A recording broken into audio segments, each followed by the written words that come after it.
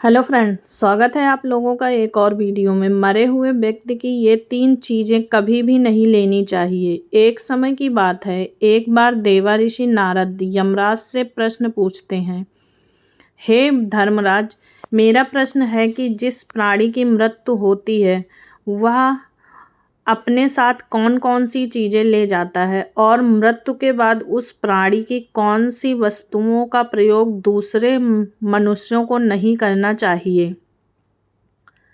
इस बात पर यमराज कहते हैं, हे देवर्षि, आपने उचित ही प्रश्न किया है। मानव जाति के कल्याण के लिए आपने जो प्रश्न पूछे हैं उसके उत्तर मैं आपको अवश्य बताऊंगा, किंतु इन प्रश्नों के उत्तर जानने के लिए मैं आपको एक अत्यंत ही पवित्र कथा सुनाता हूँ। इस कथा को सुनने पर आपको सभी प्रश्नों के उत्तर मिल जाएंगे। इस कथा को आप ध्यान से अवश्य सुनें। इस कथा को जो भी मनुष्य ध्यान से सुनता है उसके मैं 30 अपराध क्षमा करता हूँ। फिर देवर्षि नारद कहते हैं, हे धर्मराज, ठीक है, मैं उस कथा को पूरे ध्यान से अवश्य सुनूंगा। आप मुझे वह पवित्र कथा सुनाइए। फिर यमराज देवर्षि नारद को वह पवित्र कथा सुनाते हैं। एक समय की बात है, मध्य देश में माधव नाम का एक गरीब ब्राह्मण रहता था। वह अत्यंत गुणवान तथा शास्त्रों में पारंगत था। उसने वेद और शास्त्रों की बड़ी गहराई से अध्ययन किया हुआ था, किंतु वह अपने ज्ञान का कभी दुरुपयोग नहीं करता था। उसने कभी अपने ज्ञान का उपयोग धन कमाने के लिए नहीं किया। अत्यंत गरीब होकर भी वह भिक्षा मांगकर ही अपना जीवन गुजारा करता था। फिर एक दिन वह ब्राह्मण जंगल से गुजर रहा था और चलते चलते वह एक अत्यंत प्राचीन वृक्ष के पास पहुंच जाता है। वह देखता है कि उस वृक्ष पर 3 पिशाच रहते हैं। वो तीनों उस जंगल से गुजरने वाले मनुष्यों का भक्षण करते थे। कोई भी मनुष्य उस मार्ग से जाता था तो वह उसे पकड़कर खा लिया करते थे। पिशाच होने के कारण उनके अंदर धर्म का कोई अंश नहीं था। वह अत्यंत पापी और दुराचारी थे। वे किसी पर भी कभी दया नहीं करते थे। जब वह ब्राह्मण उस वृक्ष के पास आता है तो वह पिशाच एक दूसरे से कहने लगते हैं, देखो भाई, हमारे लिए आज ताज़ा ताज़ा भोजन आ रहा है। सबसे पहले मैं ही इस ब्राह्मण को खाऊंगा। इसका मांस तो कितना स्वादिष्ट होगा। यह ब्राह्मण केवल सात्विक भोजन ग्रहण करता होगा, इसीलिए इसके शरीर में किसी भी प्रकार के रोग नहीं होंगे, कोई कीड़े और कमी भी नहीं होंगे। इसका मांस खाने में बड़ा आनंद आएगा। जब वह ब्राह्मण उस पिशाच को देखा तो वह बिल्कुल भी भयभीत नहीं होता है। वह ब्राह्मण भगवान विष्णु का परम भक्त होता है और वह हर समय श्री हरि विष्णु का नाम जपता रहता था। इसीलिए उसे किसी से भी कोई भय नहीं लगता था। उस पिशाच को देखकर भी ब्राह्मण भयभीत नहीं हुआ और उस पिशाच की ओर देखते हुए उन्हें प्रणाम करने लगता है और कहता है, हे पिशाच, तुम्हें नमस्कार है। उस ब्राह्मण का ऐसा विचित्र व्यवहार देखकर पिशाच हैरान रह जाते हैं और उस ब्राह्मण से कहने लगते हैं, हे महात्मा, आप कौन हैं और इस वन में अकेले क्यों भटक रहे हैं? हम पिशाच को देखकर भी आपको जरा सा भी भय नहीं लगा? बड़े बड़े सूरवीर योद्धा भी हम पिशाच को देखकर थर थर कांपने लगते हैं। हमें देखकर डर कर भागने लगते हैं, किंतु आपके मन में किसी भी प्रकार का भय नहीं दिखाई पड़ रहा है। आपके सानिध्य में आने पर हमारी भूख भी समाप्त हो चुकी है। हम तो आपको भोजन समझकर प्रसन्न हो रहे थे और आपको खाने वाले थे। फिर वह ब्राह्मण कहता है, हे पिशाच, मुझे आपसे बिल्कुल भी भय नहीं लग रहा है, क्योंकि मैं जानता हूँ कि भगवान हमारे साथ है और उसकी इच्छा के बिना तो पेड़ का पत्ता तक नहीं हिलता। यदि मेरी मृत्यु आप पिशाच के द्वारा ही होनी है तो मुझे यह भी स्वीकार है। ईश्वर ने मेरे भाग्य में जो भी लिख दिया है वह मुझे मंजूर है। यदि मुझे खाने से आपकी तृप्ति होती है तो मैं इसे मेरा सौभाग्य समझूंगा। इस संसार के प्रत्येक प्राणी को सुख प्रदान करना, उनकी तृप्ति करना ही प्रत्येक मनुष्य का कर्तव्य है। पिशाच भी ईश्वर द्वारा ही बनाए हुए हैं, इसीलिए मैं आपकी निंदा भला कैसे कर सकता हूँ। ब्राह्मण के ऐसे वचन सुनकर सभी पिशाच आश्चर्यचकित हो गए और उस ब्राह्मण से कहने लगते हैं, हे ब्राह्मण देवता, आपके वचन अत्यंत सुंदर हैं, जिसे सुनकर ही हमारी तृप्ति हुई है। हम आपको भक्षण नहीं करेंगे। कृपया आप हमें बताइए कि आप कौन हैं और किस कारण से आप इस वन में भटक रहे हैं। तब वह ब्राह्मण कहता है, हे पिशाच, मेरा नाम भक्ति माधव है और मैं प्रभु श्री हरि विष्णु की भक्ति करने के लिए इस वन में उचित स्थान खोज रहा था, किंतु आपको देखकर लगता है कि आप बहुत कष्ट में हैं। मुझे बताइए कि किस कारण से आपको पिशाच बनना पड़ा।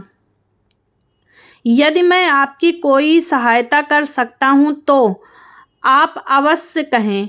मैं अपने समाधान के अनुसार आपकी जो भी सहायता हो सके मदद अवश्य करूँगा। ब्राह्मण की बातें सुनकर सभी पिशाच हैरान रह जाते हैं और कहने लगते हैं, हे ब्राह्मण देवता, आपको बार बार प्रणाम। हम तीनों पिशाच हमेशा पाप कर्मों के कारण ही बने हैं। हमने हमारे पितरों का अपमान किया है, इसी कारण से हमें यह पिशाच योनि प्राप्त हुई है। ना जाने कब हमें इस पिशाच के शरीर से छुटकारा मिलेगा। हमने मनुष्य रहते हुए भी बहुत पाप किए थे और पिशाच बनकर तो हमने अनगिनत पाप किए हैं। कितने ही निर्दोष मनुष्यों को और प्राणियों को हमने मारकर खाया है। इसलिए हमें ऐसा लगता है कि हमें कभी पिशाच योनि से मुक्ति नहीं मिलेगी। फिर ब्राह्मण कहते हैं, हे पिशाच, मैं आपकी बात को समझता हूँ। कृपया आप मुझे बताइए, मैं किस प्रकार से आपको मुक्ति दिला सकता हूँ। मैं मध्य देश में रहने वाला माधव ब्राह्मण हूँ। मैं अनेक तप, व्रत और उपवास किए हैं, इसीलिए आपकी मुक्ति के लिए भी यदि कोई व्रत उपवास हो तो मुझे बताइए। वह मैं अवश्य करने का प्रयास करूंगा। ब्राह्मण की बात सुनकर उन पिशाच को समझ में आता है कि यह ब्राह्मण तो उनका ही पुत्र है। वे पिशाच उस ब्राह्मण के दादा हुए हैं। वो पिशाच कहते हैं, हे वत्स, हम हमेशा ही उचित वस्त्र पहनते थे। गंदे मैले वस्त्र पहनकर ही भोजन, पूजा पाठ आदि कार्य किया करते थे। हमने हमेशा ही उचित भोजन ग्रहण किया है, इसी कारण से हमारी यह दुर्गति हुई है। हम निवस्त्र होकर स्नान करते थे, जिस कारण से हमारे पितृगण हमेशा रुष्ट हो गए। हमने कभी पितरों के लिए भोजन अर्पित नहीं किया, इसी कारण से हमें मृत्यु के पश्चात प्रेत बनना पड़ा। फिर वे पिशाच कहते हैं, हे वत्स, तुम हमारे ही वंश से हो, हम तुम्हारे पूर्वज हैं। यह ईश्वर की ही कृपा है कि उन्होंने तुम्हें हमारे पास भेजा है। अब हमें यकीन हो गया है कि तुम हमें मुक्ति अवश्य दिलाओगे। हे वत्स, तुम अभी जाओ और हमारी मुक्ति के लिए उपाय करो। अपने पूर्वजों की ऐसी दशा देखकर वह ब्राह्मण अत्यंत दुखी हो जाता है और सोचने लगता है कि प्रत्येक मनुष्य का यही निहित कर्म है कि वह अपने पूर्वजों को मुक्ति दिलाने के लिए कार्य करें। वह ब्राह्मण उन पिशाचों को वचन देता है और कहता है, हे पिशाचों, मैं आपकी मुक्ति के लिए अवश्य उपाय करूंगा। फिर वह ब्राह्मण गुरु वशिष्ठ के पास जाता है और उनसे पितरों की मुक्ति के लिए उपाय पूछता है। गुरु वशिष्ठ उस ब्राह्मण को पितरों की मुक्ति के लिए किए जाने वाले तर्पण, श्राद्ध, पिंडदान, दान, धर्म आदि क्रियाओं के बारे में बताते हैं। फिर वह ब्राह्मण पवित्र नदी के तट पर जाकर अपने पूर्वजों के लिए वो सभी कार्य करता है जो गुरु वशिष्ठ ने बताए थे। वह ब्राह्मण पहले नदी के पवित्र जल से तर्पण करता है, फिर नदी के तट पर बैठकर पिंडदान करता है और उससे जो कुछ भी हो सके उसी के अनुसार दान धर्म करता है। इस प्रकार से उस ब्राह्मण के द्वारा तर्पण तथा दान धर्म करने से वह सभी पिशाच मुक्त हो जाते हैं और स्वर्ग की ओर जाने लगते हैं। फिर धर्मराज देवर्षि नारद से कहते हैं, हे देवर्षि, इसीलिए मनुष्य को कभी उचित वस्त्र नहीं पहनने चाहिए, अर्थात गंदे और मैले कपड़े नहीं पहनने चाहिए। कभी उचित भोजन ग्रहण नहीं करने चाहिए। दूसरों का जूठा, जमीन पर पड़ा हुआ, दूसरों के द्वारा लांघ गया और पितरों को अर्पण किए बिना किया गया भोजन उत्कृष्ट भोजन होता है। फिर यमराज कहते हैं, हे देवर्षि, अब मैं आपको उन वस्तुओं के बारे में बताता हूँ जो किसी भी मनुष्य को मृत व्यक्ति की नहीं पहननी चाहिए। हे देवर्षि, मनुष्य इस संसार में जन्म लेकर कई भौतिक सुखों के मोह में पड़ जाता है।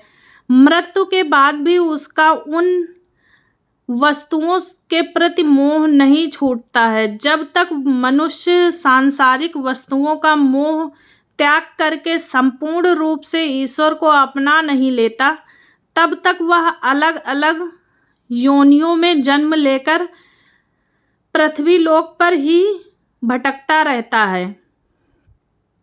कभी कभी यह मोह इतना अधिक होता है कि वह मृत्यु के बाद भी इसी पृथ्वी लोक पर भ्रमण करता है, अर्थात यह प्रेत योनि धारण करता है। यदि किसी मनुष्य की अकाल मृत्यु हो जाती है तो वह भी प्रेत योनि में चला जाता है और प्रेत बनकर वह अपने ही परिवार के लोगों को दुख देने लगता है। कई बार मनुष्य अपने मित्र परिजनों की वस्तुओं को उनकी याद में अपने पास रख लेते हैं या उनकी वस्तुओं का उपयोग भी करने लगते हैं, लेकिन मनुष्य को मृत व्यक्ति की कोई भी वस्तुओं का उपयोग नहीं करना चाहिए, क्योंकि उन वस्तुओं के साथ उस मृत व्यक्ति की ऊर्जा जुड़ी होती है। उन मृत व्यक्तियों का उन वस्तुओं के प्रति मोह बहुत अधिक होने के कारण वह मृत्यु के बाद भी उन वस्तुओं से जुड़ा होता है और यदि कोई इन वस्तुओं का प्रयोग करता है तो उसे कई परेशानियों का सामना करना पड़ता है। वह मृत आत्मा उसे कई प्रकार से कष्ट देने लगती है। इसीलिए किसी भी प्रकार से कष्ट देने लगती है। इसीलिए किसी भी मनुष्य को मरे हुए व्यक्ति की चीज़ों का इस्तेमाल कभी नहीं करना चाहिए। मनुष्य चाहे तो उन वस्तुओं को संभाल कर अपने घर में रख सकते हैं अथवा उन चीज़ों को नदी के जल में प्रवाहित कर सकते हैं, लेकिन भूल से भी उनकी वस्तुओं का इस्तेमाल नहीं करना चाहिए। उस मृत आत्मा की शांति के लिए मनुष्य उस व्यक्ति की प्रिय वस्तुओं का दान करते हैं तो यह बहुत ही शुभ होता है। सबसे पहला वस्तु है मृत व्यक्ति के कपड़े। मृत व्यक्ति के कपड़ों का कभी भी इस्तेमाल नहीं करना चाहिए, उन्हें भूल कर भी पहनना नहीं चाहिए। ऐसा करने से मृत व्यक्ति की आत्मा उस व्यक्ति से जुड़ जाती है जो इनका इस्तेमाल करता है। मृत व्यक्ति की यादें उस व्यक्ति को सताने लग जाती हैं जो उनके कपड़ों का इस्तेमाल करता है, जिस कारण वह व्यक्ति मानसिक और शारीरिक रूप से कमज़ोर हो जाता है। उस व्यक्ति को अपने मित्र परिजन की ऊर्जा का एहसास भी नहीं होने लगता है। इसीलिए मृत व्यक्ति के कपड़े कभी भी नहीं पहनना चाहिए। मृत व्यक्ति के कपड़े हमेशा दान कर देने चाहिए, जिससे उसकी आत्मा को शांति प्राप्त हो जाती है। दूसरी चीज़ है मृत व्यक्ति के गहने। मृत व्यक्ति के गहने भी उसके कपड़ों की तरह ही उसकी ऊर्जा के स्रोत होते हैं। मृत व्यक्ति का अपने गहनों से लगाव कपड़ों से भी कई गुना ज़्यादा होता है, क्योंकि प्रत्येक व्यक्ति गहने को खुद को सुंदर प्रतीत करने के लिए पहनता है। लेकिन जब व्यक्ति की मृत्यु हो जाती है और उसके गहने कोई दूसरा व्यक्ति पहन लेता है तो मृत व्यक्ति की आत्मा असहज महसूस करने लगती है। वह आत्मा उस व्यक्ति को परेशान करने लग जाती है। आत्मा मोक्ष की राह पर न जाकर इस मृत्यु लोक में अपने ही परिजनों को परेशान करने लग जाती है। इसीलिए मृत व्यक्ति के गहनों का भी कभी इस्तेमाल नहीं करना चाहिए। व्यक्ति की मृत्यु के बाद उसके गहनों को गलाकर अन्य आभूषण बनवा लेना चाहिए, अन्यथा उन्हें मंदिर में दान कर देना चाहिए। तीसरी वस्तु है मृत व्यक्ति की माला। जीवित रहते हुए इंसान अपनी माला से ही मंत्रों का जाप करता है। उसके गले का माला ही उसके जीवन भर के पुण्य की कुंजी होती है। मृत्यु के बाद व्यक्ति की माला को कभी जीवित मनुष्य को धारण नहीं करना चाहिए। उसकी माला को पवित्र नदी के जल में प्रवाहित कर देना चाहिए।